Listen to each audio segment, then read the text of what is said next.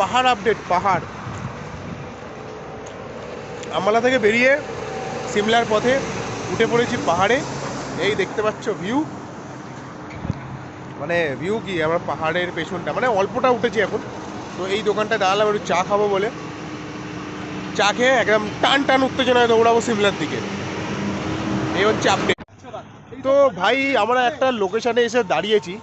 লোকেশানটা অনেকক্ষণ পর আমরা পেলাম, কারণ এতক্ষণ আমাদের ঝামেলা হচ্ছিল যে কোথায় যাবো, সবাই এত লেট করছে, এত ইয়ে হচ্ছে ওই হচ্ছে, এই করতে করতে আমরা যা হোক একটা লোকেশানে এসে পৌঁছেছি। এখান থেকে ভিউটা দারুণ ভিউ, ঠিক আছে।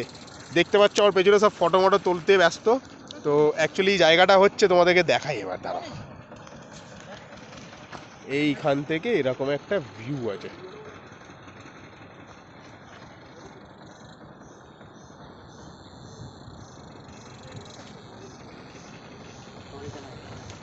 সিমলা এখান থেকেও এখনও আরও 10 কিলোমিটার।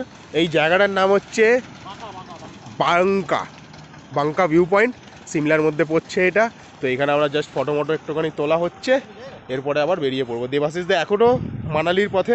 দেবাশিসদার সঙ্গে আমরা কন্ট্যাক্টে নেই, মানে কন্ট্যাক্টে আছি, ওর দাদা এখন আমাদের সাথে নেই, কিন্তু আমরা 5 জন একসাথে আছি।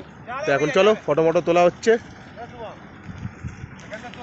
তো চলো ফটো মটো তোলা হচ্ছে, ফটো তুলে নিই।